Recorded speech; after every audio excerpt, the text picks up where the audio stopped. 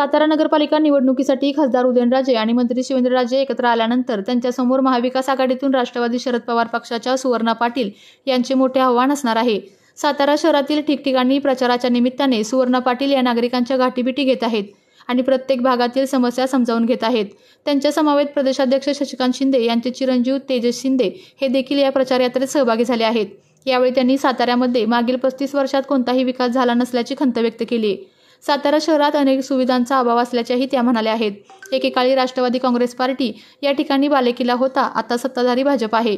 दोन्ही राज्यांच्या आव्हानापेक्षा जनतेने त्यांना दिला आहे। आता मला राष्ट्रवादी काँग्रेस पार्टीमध्ये संधी आहे, जिथे कमी तिथे मी।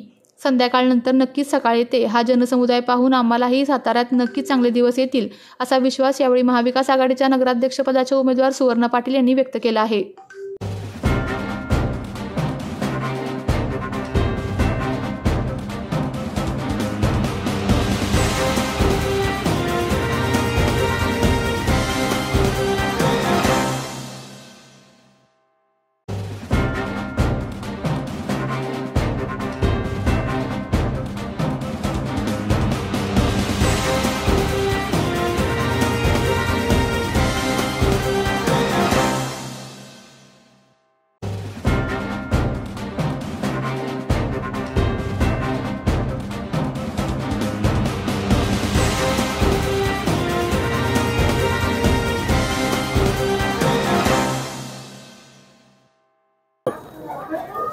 ताई, आज प्रचार वेगवेगळ्या ठिकाणी तुम्ही फिरता। आज सदर बाजार परिसरातून तुम्ही कसा प्रतिसाद मिळतो?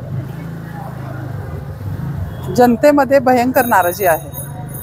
आपण पाहतोय हा सदर बाजार एरिया सत्ताधारी पक्षाकडून ज्या वेळेला विकासात्मक गोष्टीकडे जर का आजपर्यंत लक्ष दिलं असतं तर ही अवस्था झाली नसती। अजूनही आम्ही दगडात आहे, खास खळग्यात आहे। आत्ताच एका महिलेने तक्रार केली की आम्हाला पाणी नाही आहे म्हणून। हा बेसिक गरजा आहेत। रस्ते असतील, स्वच्छता असेल, लाईट असेल, पाणी असेल, ह्या बेसिक गरजा आहेत।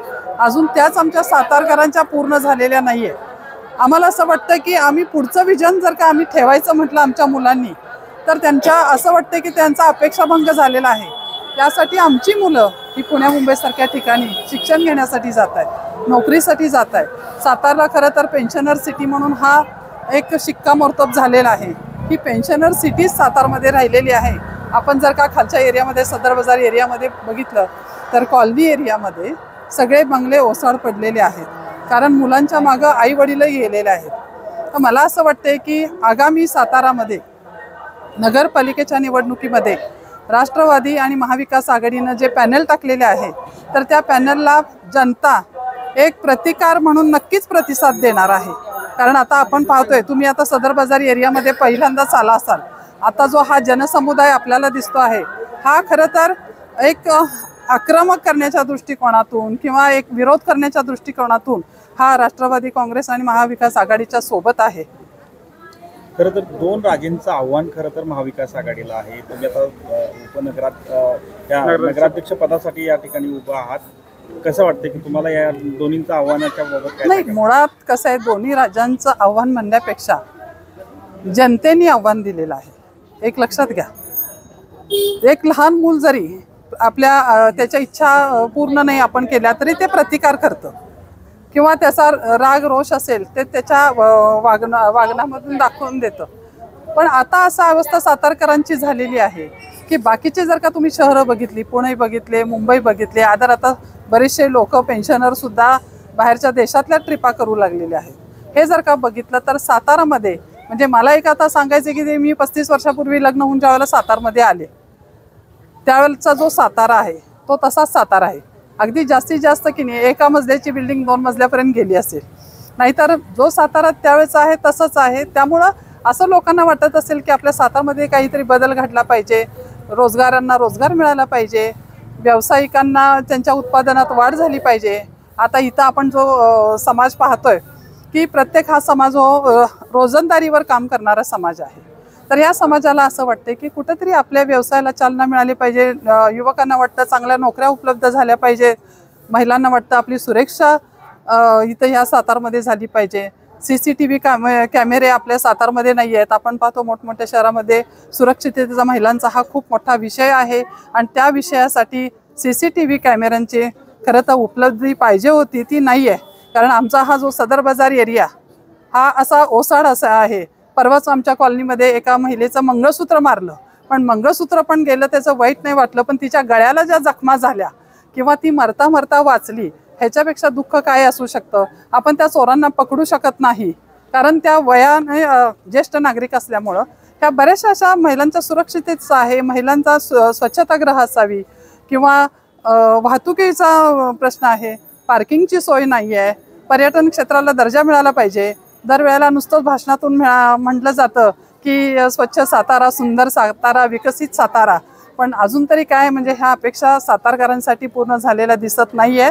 आणि त्या पूर्ण करण्यासाठी एक सातारामध्ये आम्ही विकसित सातारा असे एक विजन पुढे घेऊन आलेलं आहे. त्या विजनसाठी तरी आम्हाला सातारकर नक्कीच दाद देतील एवढी मी अपेक्षा व्यक्त करते. मंत्री शिवेंद्रराजे भोसले यांनी टीका केली आहे. त्यांचं म्हणणं होतं की महाविकास आघाडीला उमेदवार मिळाला नाही, त्यांना भाजपचा उमेदवार घ्यावा लागला. महाविकास आघाडीची एवढी परिस्थिती वाईट आहे की त्यांना उमेदवार मिळत नाही. मी खरं असं म्हणू शकत नाही. सत्ता येते जाते. काही वर्षापूर्वी राष्ट्रवादी काँग्रेसची पण सत्ता होती, चांगले दिवस होते. ज्या वेळेला मी भाजपमध्ये प्रवेश केला त्यावेळेला हा खडकाळ भाग होता आणि त्या खडकाळ भागावर कमळ फुलवण्याचा आणि हिरवळ निर्माण करण्याचा प्रयत्न मी जरूर केलेला आहे. मला असं वाटतं की मला ही संधी आहे की जिथं कमी तिथं मी, आणि दिवस घर करून राहत नाही. सकाळ नंतर संध्याकाळ येते, संध्याकाळनंतर सकाळ येते. आज असं आम्हाला आता ही जनसमुदाय आमचा जो माग आहे ते मला असं वाटतंय की आम्हालाही आता चांगले दिवस सातारमध्ये यायला लागले.